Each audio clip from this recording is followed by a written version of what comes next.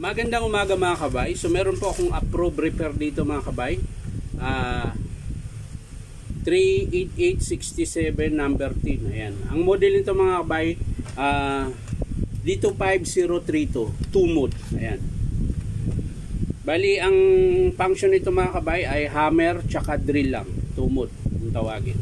Tapos ang papalitan armature, brass holder, switch tsaka o-ring. So yan lang po mga kabay, 1, 2, 3, 4, apat na spare parts yung ikakabit natin dito sa rotary hammer na DeWalt na dito 5032. So tara mga kabay, samahan nyo po ako.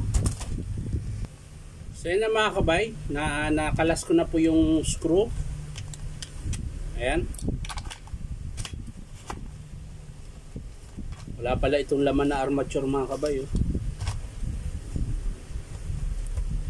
So syempre kakalasin na natin to. Yan. Unahin muna natin yung sa o-ring mga kabay.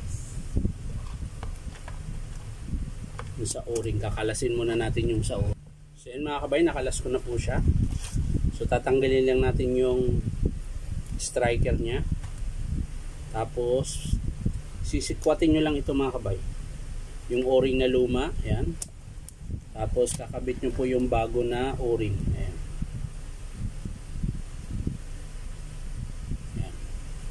Tapos syempre lagyan mo natin ng grasa mga kabay.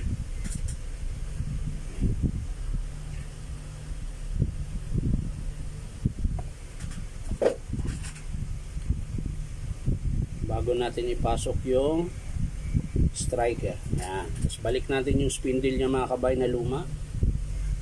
Yan.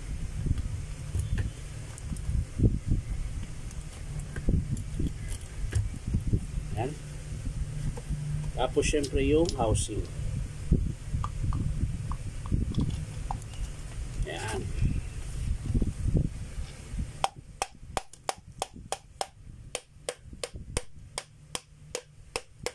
Ayan mga kabay.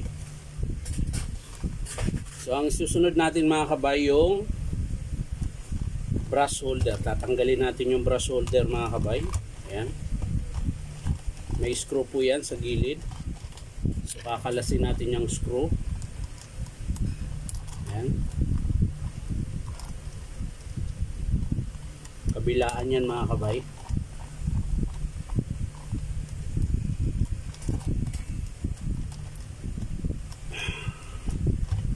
Tigas.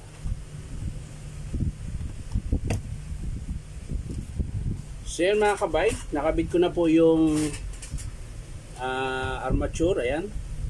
So sasalpak na po natin ito mga kabay. Ayan. Unahin natin yung armature.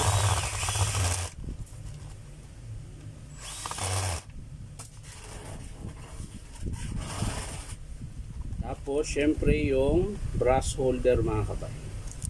Ito po yung brass holder niya mga kabay. Kakabit po natin yan dyan.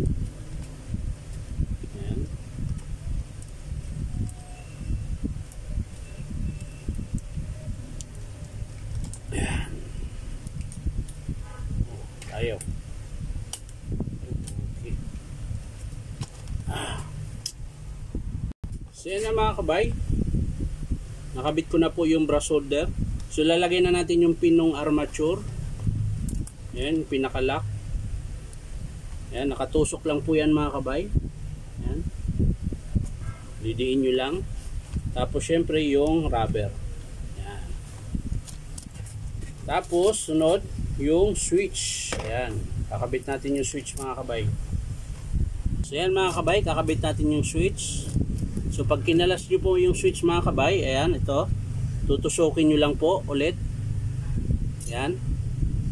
Ayan, mahuhugot na po siya. Tapos syempre, lipat natin dito. Ayan po yung ayan. Tutusok mo lang yan mga kabay. Ayan, okay na. Hindi na makalas yan. Tapos yung pula na linya, ayan. So ganun din po mga kabay. Ayan, dito po siya nakakabit. Tutusok mo rin lang yan mga kabay. Pag di kaya, gumamit ng long nose para hindi mabalik. Ayan, okay na mga kabay. Siyempre yung capacitor, yan, magkakatabi ulit yan mga kabay. Yan, dito lang din po yan nakakabit sa katabi ng red. Ayan, tapos tutusok mo rin lang yan mga kabay. So yan ang mga kabay.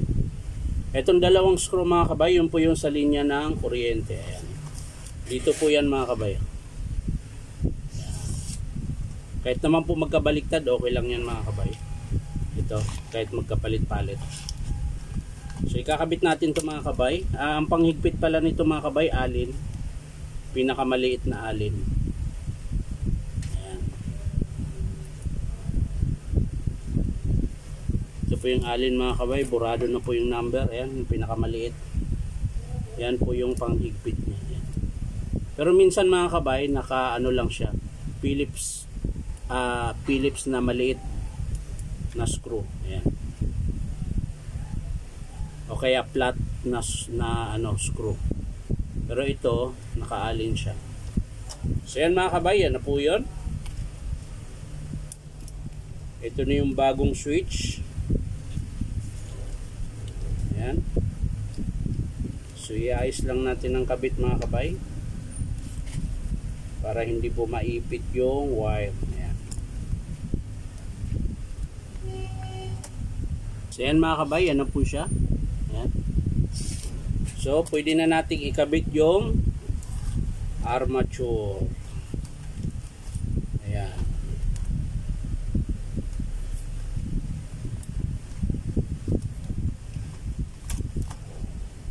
Para matesting natin mga kabay kung gumagana.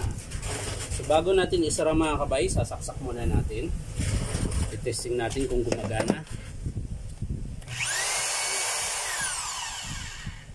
So sasara na po natin mga. So yan mga kabay, nasara ko na po. So titesting po natin yung hammer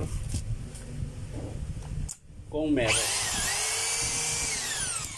So yan po yung ito po yung hammer mga kabay.